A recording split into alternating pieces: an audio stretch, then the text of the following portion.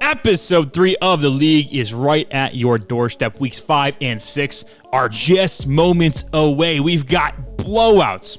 Not too exciting, but we've got user games, which, I mean, they go down to the wire and could not be any better than what we've offered you the first 2 weeks. I'm talking about just electricity coursing through your veins from start to finish. We're going to start with some CUSA action. We got Owls, we got Bears. The Kennesaw State Owls 0-3 on the season, taking on the upstart Missouri State Bears. This one in Springfield, Missouri, and it's going to be Kennesaw State getting on the board first. Oh my God, what a dot to the back of the end zone. But if you know anything about this Dustin Wagner-led Bears team, they've got fight this year. They find the end zone right there in the inside zone to bring this thing to a tie ball game. Now down 3, backing up in the pocket, finding the slant. That's how you beat the Heat. Remember what they say. If you can't beat the Heat, get out of the kitchen. Hallenbach had no problem cooking up something nice right there. But Kennesaw State drives back down the field in the fourth quarter. This is 2nd and goal, and he's got plenty of room to run. Tucks it, and he finds Pater. That is an Owl lead. But right back down the field, the Bears come, and that is a beautiful play action, beating the man coverage on the back end and taking home the victory 21-17. 3-2 now are the Bears. We stay with Conference USA. We got Western Kentucky and ECU taking each other on in some non-con action. Hilltoppers on the board first, now lead 9-0, but ECU is going to have an answer here. Rolling out of the pocket on the run. What a bullet! And that is very poor tackling in the open field. You will see that a lot in this episode. I hate to break it to you. 9-7 now, Western Kentucky back down the field, and they love this play, this scissor play out of the end zone, and that results in the end zone, and then right back down the field they come still in the first half, now 23-7. Now in the second half, and this is ECU's first possession of the third quarter, and they will find the blitz beater right there, breaking a tackle, showing off the weight room in the offseason. Looks like Western Kentucky maybe didn't do it as much as the Pirates did. And then ECU gets the stop, and they are in the red zone yet again, showing this bunch wide formation. I don't really know if Western Kentucky's got the defensive personnel to stop that one, and that is one of the worst efforts you're ever going to see. 23-20 now. We need a touchdown. We need it fast. And the RPO bubble inside the 10 has worked wonders for this team all year. They take home the W as well. So Conference USA 2-0 early in this one. Middle Tennessee State and Old Dominion taking each other on in some non-con as well. That is an MTSU touchdown. Extra point is blocked, which makes this one interesting. But that is an interception. I don't know exactly what Michael Van Buren saw on that play. That one is going back for 6. Brody Barnhart, the transfer safety they brought in, making a big splash play right there. And then Old Dominion, led by Coach Noah Cavan, 2-1 on the season, looking to go to 3-1, but they need some offense and they need it fast. Turbo Richard showing off the speed. He's going to make it inside the one. They would score the very next play. This is said play. Van Buren under center. He's going to QB sneak it up the gut. That is a 6-point ball game now. But the Blue Raiders just march themselves right back down the field, 13-7. Toss out to Jarius Shaw, and he is going to beat the defense to the corner, taking the 20-7 lead. Now 2 minutes left in the first half. Julian Duggar's going to take the snap here. He's going to find his tight end, Lincoln Cure, for the touchdown. And this one just got away from Old Dominion, 69-10. Second half was not friendly to Cavan's Monarchs. Marshall taking on Texas State. This is Coach P. Rizzi versus Coach Sonnenberger Jr., two of the bottom dweller teams in the Sun Belt, and it was Marshall getting on the board first and then kicking a field goal to take a 10-0 lead. You see they're 0-4 on the season. This would be a big W for them. Texas State trying to go on a 2-game win streak after their defeat of Louisiana in the last episode. But the defense had trouble stopping Marshall early. 33 seconds left in the first half. Offense looking to answer, keep this thing a 1-score game heading into the break. Parkhurst, I don't know what you're doing, man. Where are we going? Oh my God. He's got room. He's going to score. Are you kidding me? What a play from the Texas State quarterback. Man, this kid is, he's an interesting fellow. 17-17 now, and that ball is picked off. That's Ty Jackson. ODU transfer to Marshall, and that is going to result in 6. What a game-changing play on the first drive out of the second half. Now facing a 4th and 2, the Thundering Herd are on the run. That ball is caught, and he's got room to run. That is another Thundering Herd touchdown. Now 34-17. What has happened to this Bobcat team in the second half? Parkhurst is going to throw this one deep. That ball is caught, and that is going to be a walk-in touchdown. Are you kidding me? We've got fireworks here in the second half. 10-point ball game now. Marshall looking to just salt this one away.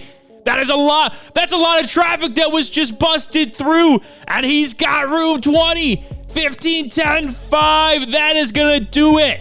Marshall, big win. First of this season over Texas State. And I can tell you right now, Coach P. Rizzi is definitely going up to the boosters and saying that is what this can be. ULM and Coastal Carolina, Coach Hugh Janus and Coach Goon squaring off, and this was ULM early, 7-0 on that beautiful pass over the middle. But then is this like a 6th offensive lineman? Because that dude is big, and that was a big man touchdown, I guess we're going to call it. Now tied up at 7. ULM driving again on offense, and this is going to be pitched out on the speed option. I'm not really sure what this Chance defense is doing. Then again, we never know what this Chance defense is doing. That is a Warhawk touchdown. ULM's trying to get to 2 and 3. They have the ball and they're driving yet again, but that ball is on the ground. They try to go back to the speed option, but it's picked up by Coastal Carolina, and he is going to waltz his way into the end zone, tying this thing up at 14. You just cannot have that if you're ULM. And then the defense for Coastal Carolina gets another stop. They have the ball yet again, and they find the end zone to take the 21-14 lead, their first lead of the game. ULM back on offense, trying to recapture some of that early first quarter magic. Going deep, that ball is picked. Oh my God. Oh no, don't tell me he's going to return this. Spin move, whoop. Oh, he is. Oh my gosh, I'm not sure how that was done, but that is now 2 touchdowns for this Coastal defense. They're just trying to outman and outgun the offense at this point. ULM just needs something. Facing 4th and 2, we're going for it. And that was a beautiful time for the play action. Are you kidding me? The guts, the balls to call that play in that situation and be right about it. Come on, that was awesome. 28-21 now Coastal. 3 minutes left in the first half. This is Tavian St. Clair on the run. I mean, you see the throw power there. That was just a flick of the wrist. He gets it out. Yeah, there was a lot of scoring there in the second half. I wasn't going to show you nearly all of it, but big win for Coastal Carolina and Coach Goon. They go to 4-1 on this season.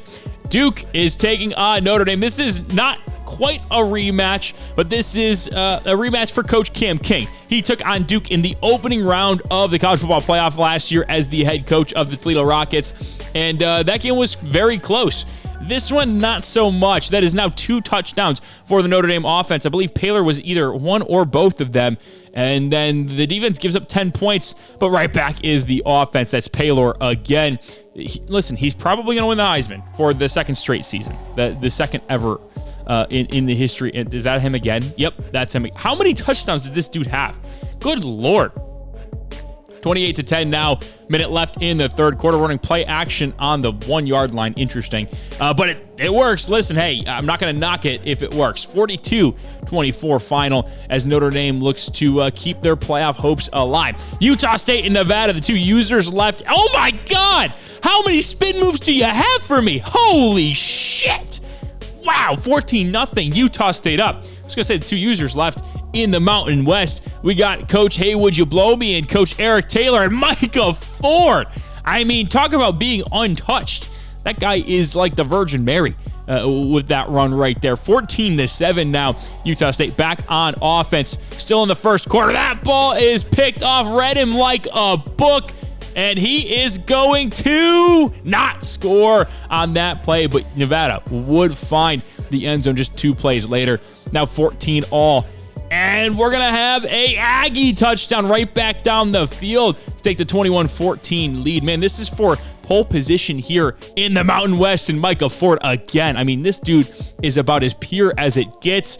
Are you kidding me? That toss play works every time. 21-all now. Once again, I feel like we're tennis, right? We're going back and forth and back. Oh my God, another spin move. Are you kidding me? That is now 3 of them. 3, count them. 1, 2, 3. This is another touchdown for Utah State. They go up 28-21 with a beautiful 2-minute drive from Nevada. Is going to get them back in the end zone. Square again. All square, yet it's just ridiculous, man. First drive out of the second half, Nevada marches down the field. 35-28 is your score. Now we're in the fourth quarter. Utah State trying to keep pace with this Wolfpack offense. And it's Gabe Dickey across his body. That ball is picked off. Are you kidding me? The freshman phenom. Oh no, this one's going back for 6. Oh, you just can't have that mistake. That is the learning curve of having a freshman quarterback as good as he is. You just can't do that. It's a poor throw. The QB draw, though, next time they have the ball, finds the end zone, cuts this thing to 7.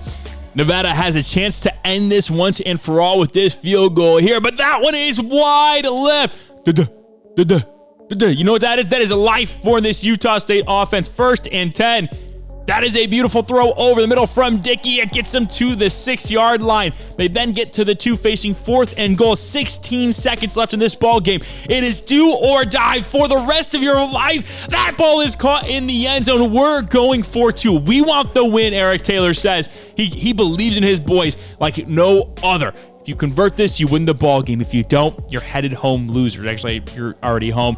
The ball is dropped in the end zone. Nevada escapes with the win. Oh my God.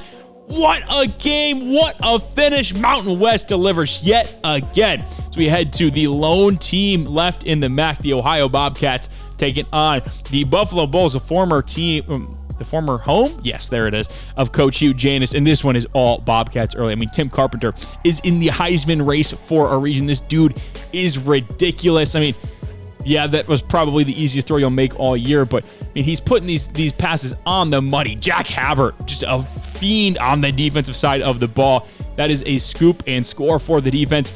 And then back down the field, Jace Clarizio takes the handoff, finds the end zone, and the Bobcats roll yet again. Oklahoma State taking on BYU in that beautiful Big 12 action, and it was the Pokes getting on the board first, finding the tight end over the middle. I mean, this was just a beautiful start to the game for Oklahoma State, and then they're back in the goal to go again, and they find the end zone for the second time. Now looking to go up 21-0 still here in the first half. That is going to be a design QB run, and that is a touchdown. 21-0 lead now for Oklahoma State. They are rocking and rolling. BYU back down the field, though, under 2 minutes. They find the end zone for the first time of the day. Now, Oklahoma State trying to get a little 2-minute offense of their own. Just add one more score right before the half, because why not, right? You have the opportunity to. That ball, oh my God, quarterback gets sacked. Ball is out. BYU's going to scoop it up and score. We got ourselves a 7-point ball game now. We're still under that minute 20 mark in the first half. But that ball is going to be picked off, just pressing the issue too much. The Pokes are. BYU is going to add a field goal right before halftime. And what was a 21-0 game is now 21-17 in the blink of an eye, the snap of a finger. And BYU, their first possession out of the half, a touchdown. I mean, they now have the lead. They trailed by 21 points. That is 24 unanswered. And Oklahoma State's offense couldn't do anything with it on their possession. So BYU's got the ball again. And the Cougars are going to find the end zone. Are you kidding me? 31 unanswered. And now the Pokes trail by 10 points. We're still in the third quarter, and they're in the red zone, the Cougars are. And they're going to score again. 41-28. I mean, that was 38 unanswered that we saw. What a collapse for Oklahoma State and Coach Booth. You just cannot have that. Elsewhere in the Big 12, the Kansas Jayhawks taking on the West Virginia Mountaineers. What a way to take the lead. Tab on the big run for the Jayhawks. Now we go to the second half. Jayhawks still up 21-20. And we're in that diamond bunch look that Coach Crowley loves so much because it always ends in 6, or at least it feels like it does.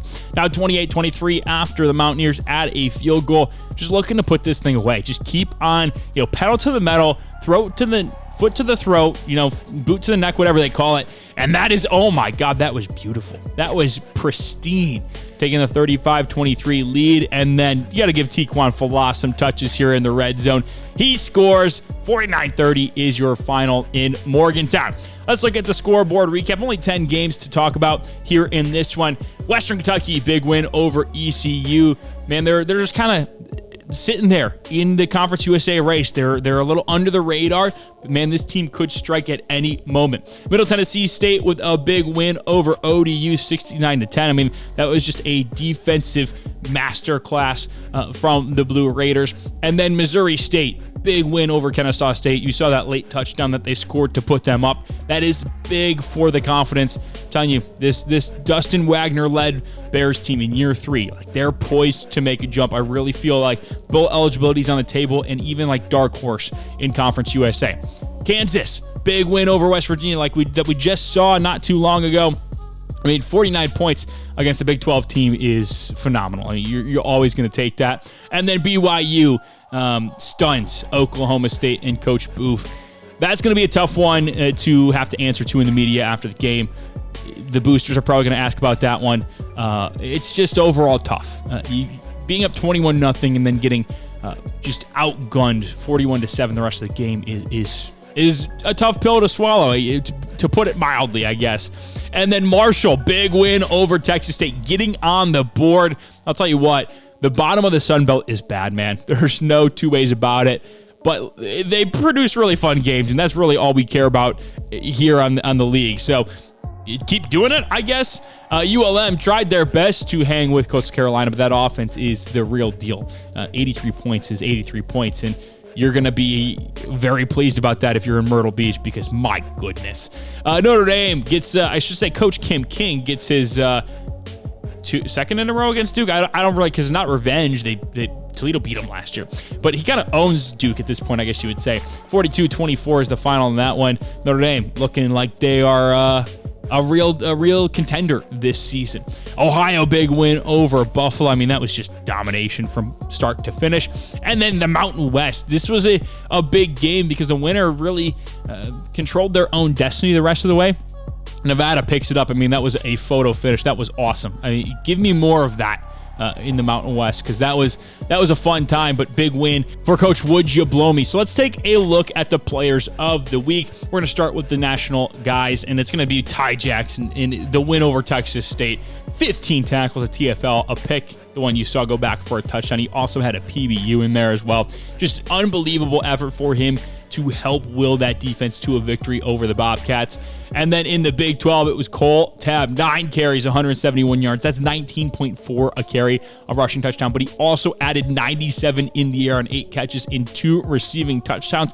That offense is electric. You have him, you have Tiquan Falah, like phenomenal stuff going on in Lawrence. Then for the Conference USA Defensive Player of the Week, it's Tyler Vance, who had 3 tackles and 3 interceptions against Old Dominion. Yeah, I mean, he was just all over the middle of the field, just very tough to throw the ball around him. And in the MAC, it's Jack Habbert. When you have 4 sacks, 7 TFLs, and a forced fumble that leads to a touchdown, it's going to be kind of hard to top that. And then Tim Carpenter, I said he was a Heisman front runner or in the race. You can see why. 431 yards, 5 passing touchdowns, and also added 1 on the ground. In the Mountain West, it was for both from that game. Rashad Ray, that pick 6, also had 4 tackles. And then offensively, it was Jaquan Ellis, 17 carries, 129 rushing yards, rushing touchdown, and then 101 through the air for another score. Just awesome offensive output from both teams. And then Andrew Olish gets the Offensive Player of the Week in the Sun Belt. Tight end goes for 7 catches, 111 yards, and 4 receiving touchdowns against UL Monroe. I'm sure a lot of people got some wealth in that Chance offense, but Olish is the one who stood above everybody else. Now let's go to week number 6. We'll start in the Mountain West. Utah State looking for a bounce-back performance against New Mexico, and they would find pay dirt first, taking the 7-6 lead after allowing 2 field goals for New Mexico. Just 9 seconds left in the first half. 2nd and goal.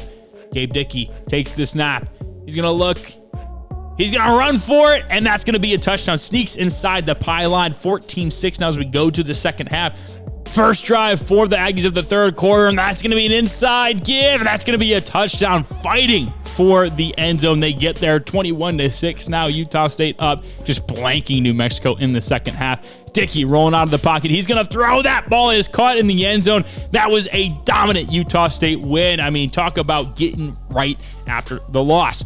Now we're going to talk about Nevada, who's down 24-3 after that big win. Maybe a letdown spot. Oh, this is a rivalry game. You can't have a letdown spot in a rivalry game, but they do get on the board there, cutting the lead just a little bit. Now 24-10, Fresno State. Oh man, that guy's wide open.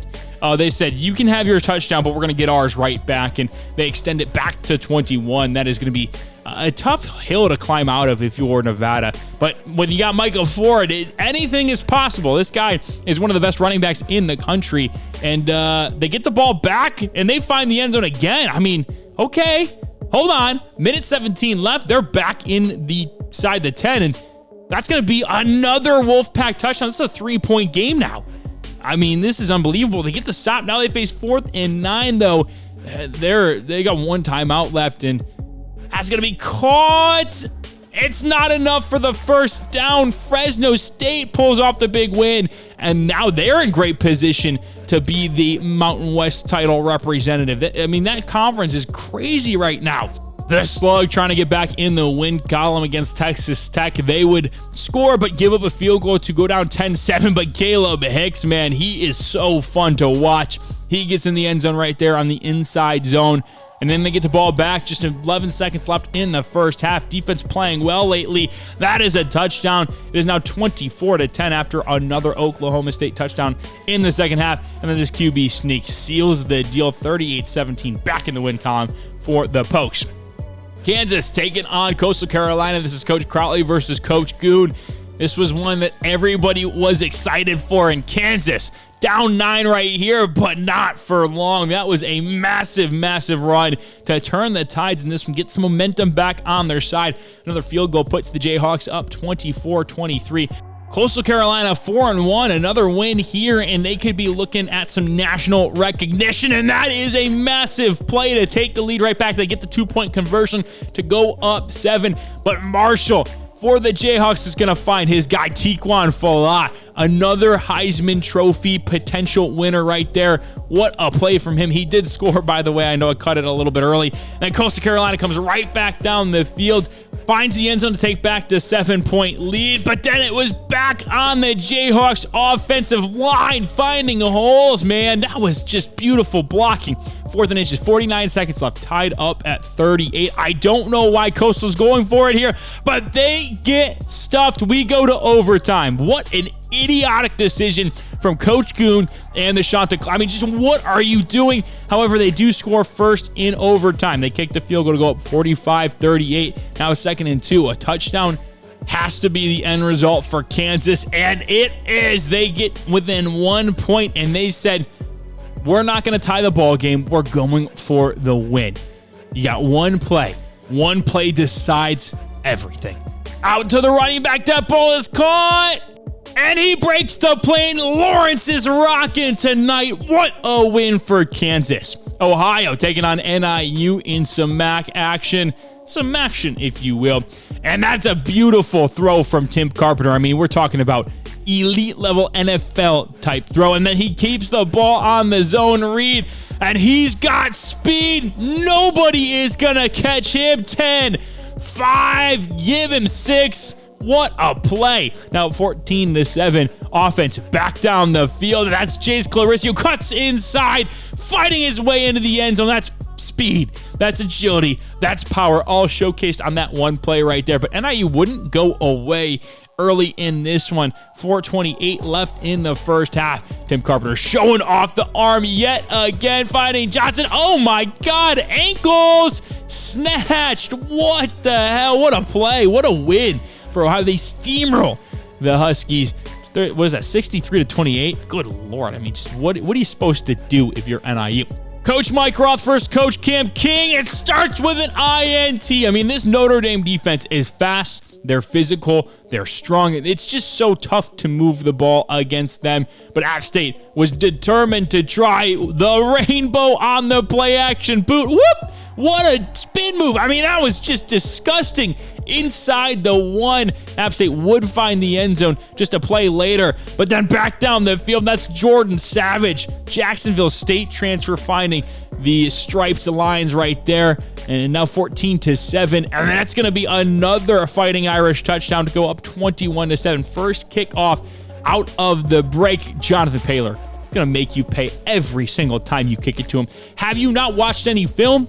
Do you not know what this guy is capable of? Seriously, why are we kicking the ball to him? 21-point deficit now for App State. They need a touchdown, and they're going to get it, just barely fighting it over the line, breaking the plane. Now down 31-14 after a Fighting Irish field goal, and there's only 38 seconds left in this game. Sure, you score, but you're not winning this ball game. Final score is a little bit closer than the game actually was. Louisiana taking on in-state rival Louisiana Tech, and this one was all Cajuns early and often. Cam Whitehair out of the backfield, finding the end zone there, and then it's the bell cow back CJ Hester on the toss sweep. That's a touchdown right there. I mean, dude had everything that he wanted in this one. Another touchdown right here. That's his second of the ball game. And then why not one more for good measure? His third of 4 in this one, 45-10. I mean, Louisiana just absolutely decimating some of these opponents, which makes the Texas State loss that much more confusing. Marshall looking to make it 2 straight against Troy, but the Trojans got on the board first. So the Thundering Herd would have to answer. It was a 7-0 ball game still until late in the first half. That throw right there ties this thing up at 7, though. But Marshall just couldn't really piece things together on either side of the ball. That was a gaping wide hole. You're not going to find a bigger hole than that, to be quite honest with you. And then right there, just awful tackling. The juke moves just sending Marshall players to the ether. 21-7. Then going to go up 28-7 with 1 minute left in this game with that run right there. I will show you the final Marshall touchdown because they did get on the board to make this a 14-point game. But just not enough offense, even though the defense did play pretty well. Texas State and UL Monroe. So these are 2 more of the bottom teams. We got Sonnenberger Jr. We've got Coach Hugh Janus. Like, this is a clash of the Titans in the Sun Belt, and it starts with a Janus defensive breakdown. Texas State gets the 16-14 lead, but then on the ensuing kick, you can't kick to this guy. I think this is his second kick return touchdown of the game, snatching the chain right back from Texas State. Warhawks now lead. Then they get another touchdown to go up 28-16, but then right before the half, 2 seconds left. You just got to play deep coverage. Can't let anybody get them behind you. You just can't let it happen. But that's exactly what does happen. Are you kidding me? Bobcats. That you needed that. I don't know how you got it, but I was a 5-point game in the second half. Holy hell, what was that throw? What are we doing? Just gifting points to the other team. UL Monroe. Great defensive heads-up play by the safety. I mean, but you can't be making that throw. But right back down the field, Bobcats going to answer. I mean, hey, if you got that short memory, man, if people aren't going to really remember that pick six if you can come back and win it. However, the defense has got to step up and make some plays if you do. I mean, that is just ridiculous. What the hell was that? I mean, what is being taught in San Marcos? Seriously, like, what are we doing? I cannot believe that. But the Bobcat offense would not quit. They're keeping the team in this game. They would have to settle for a field goal, though, on this drive. But they miss it. It's what? Oh, my God, there's a flag. Oh, my God, no, roughing the kicker. Are you kidding me? 2 plays later. Oh, my God, Texas State wins. Oh, my God. I talk about getting bailed. Holy hell, man. What an awful loss for UL Monroe. But this run by Turbo Richard is pretty damn cool. Go from heartbreaking to hell yeah, that was an awesome run. And then they're going to give it to Richard again. He sneaks past the defense and he finds the end zone yet again. This dude is electric. Are you kidding me? Give it to him again. Give it to him again, Michael. Or you just keep it, I guess. Oh, my God. What a juke. Oh, he's going to score. 5 seconds left. Oh, my God. 42-10 now. Old Dominion is up. But JMU swarmed back. Are you kidding me? That's 2. And this is a third. That's 21 unanswered points. It's now 42-31. This field goal is huge, and it is drilled. He missed one earlier, but that one is true, going up 14. I mean, the way that JMU has moved the ball on this Monarch defense in the second half, you need it. Oh, my God. Get mossed. Sit down, little boy. Oh, my, disgusting. Onside kick is recovered by Old Dominion. And listen, it shouldn't have been that close, being up 42-10, but they get out of here with a victory. Jesus, man, it's an in-state rivalry too. So That's big. Middle Tennessee and Delaware taking each other on in some CUSA action. It's Jalen Mbakwe breaking contain. This dude is a touchdown scoring machine. Are you kidding me? I think this is like 5th on the season. Good Lord, man. And then the defense gets a stop. Back on offense. Duggar out to Nolan Ray. He's going to find the end zone. No speed option action there for you. But Delaware's offense, they had something going here in the first half. This is going to be a touchdown run right there. Just a halfback direct snap. It worked beautifully, blocked up very well. But then Ray back down the field. Another touchdown for the Blue Raiders. But Blue Heads not giving up just yet. They're not. They got no quit in them, just zero. And that is going to be out to Brendan McQueen. And he's got some room. Bad angle by the defense. He breaks it with his speed. They cut this thing back to 7. I mean, defense just needs to get one stop. And then this could be a real ball game. Out to Ray again. And he's going to score for the 3rd time this half. Man, they just can't stop him once it gets to goal to go. 24 seconds left in this one. And that's McQueen again. Have yourself a day, baby. That is a 7-point game again. That is a huge touchdown there for Delaware right before the half. It looks like Middle Tennessee is going to try to get something here. I mean, this is kind of risky. If it doesn't work, you're screwed. Duggar's just going to heave one up, and Mbakwe gets behind the defense, and he's going to score. And the second half just completely got away from Delaware as Middle Tennessee wins 70-28. Our final game of the week and our final game of Conference USA action is Missouri State and Western Kentucky. And Coach Chuck Downfield had his boys ready to play. This was a big litmus test for this Bears team in general. If Coach Wagner could win this game, it would basically put Missouri State on the map. And that touchdown right there cuts this thing to 3. Man, this is such a close game early on. 3:30 left in the first half. And that ball is caught. It was good coverage, just not good enough. Western Kentucky now up 17-7. And then throwing underneath. That ball is also caught. That's going to be another touchdown. Extra point good. 24-7. Still in the first half, by the way. That is going to be, oh my God, I thought that was going to be picked off, but it's a touchdown for Missouri State. 10-point game at the half. That is huge. Can we get a stop from the defense? If we can, we could be talking about a completely new ball game, but that is just bad coverage. That is a perfect ball and a big win for Western Kentucky. Let's take a look back at the scores that were in Week 6. Old Dominion surviving. I mean, just one of the craziest comeback efforts you will ever see. Just ridiculous amount of momentum. 32 points that JMU almost came back from. Unbelievable stuff, but it's a good win for Old Dominion nonetheless. Texas State, I mean, you talk about getting bailed, right? They're 2-4 now on the season, but it really feels like they didn't deserve either win. Hey, they're not going to ask you how you did it. They're going to ask how many wins you got at the end of the season. Tough pill to swallow for Coach Janus and the Warhawks, man. That's going to be tough. Marshall falls short of a big win, a winning streak. I mean, there's so many things and milestones that could have been obtainable with this win over Troy, and they just couldn't get the offense going at any point in the game. Just tough to watch. Louisiana, I mean, just rolls over Louisiana Tech. CJ Hester, man, this kid was kind of under the radar in the portal, didn't really, get too much attention from anybody, and Louisiana got lucky. Pretty much, if you know the backstory behind it, you'll understand he kind of just popped up on their roster, kind of like a walk-on, and he has been an absolute menace to society so far this season.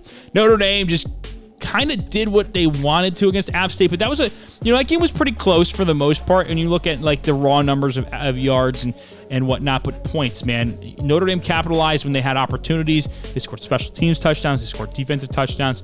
App State just didn't really have any answers until late in the game when they scored, 15 points unanswered in the last minute of the game, I think. Kansas, big win over Coastal Carolina. That 2-point conversion, man. Talk about cojones.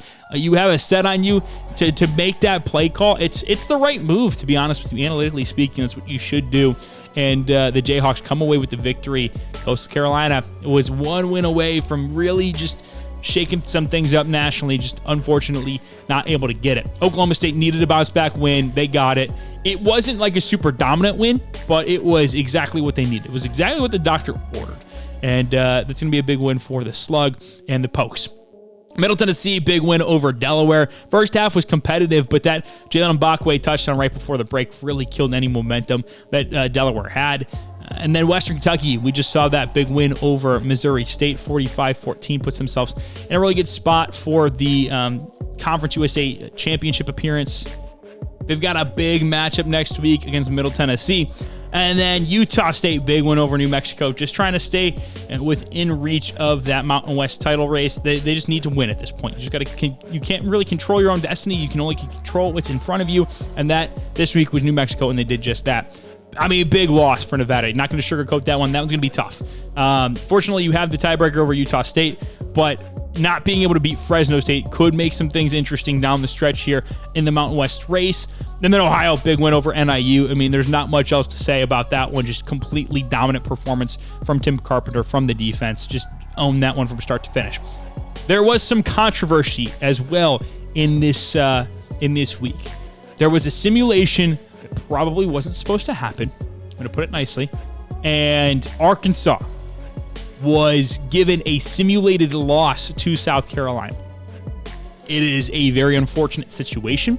We are doing some things on the back end to rectify that, but it needs to be known that Arkansas is now 2 losses on the season. They are no longer ranked, and it has done a big detriment. There's now a big dent in their resume. Now, they're not out of it by any means. They only have 1 conference loss, so everything is still in front of them.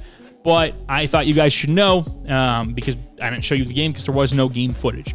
But you guys need to know what's happening on that end, because that is a big conference race. When there's no other users in there, it's really his to lose. We're talking about Coach Lou Brown at this point. So that could be a playoff spot. That could be a playoff team too. So just wanted that to be known as well. The unfortunate situation. We've done some things inside the league to make sure that stuff like that doesn't happen again, and put us in a better position, moving forward. But now let's talk players of the week. Your national guys are both from the Sun Belt. Kevin Briggs, 12 tackles, a TFL, 2 interceptions, a PBU, a forced fumble, and a touchdown in the loss to Texas State. CJ Astor, 28 carries, 250 yards, 4 rushing touchdowns, also had 18 through the air. In Conference USA, Vakari Swain, 3 tackles, 2 INTs, and a touchdown. Defensively, and then offensively, it's Jalen Mbakwe, 3 catches, 136 yards, 45.3 a catch, 2 receiving touchdowns. Also had the kick return touchdown, so at 3 total on the day. And then in the MAC, Jack Habert. I mean, this dude is phenomenal. He's probably going to lead the country in sacks at this point. 2 sacks, 6 TFLs. Give him the Heisman for crying out loud. Tim Carpenter, though, 41 of 50. 523 passing yards, 5 passing touchdowns, 86 on the ground, and a rushing touchdown. This dude is unbelievable. He should win the Heisman. I'd be shocked if he didn't at this point. I mean, this Ohio offense is legit. They are very tough to stop.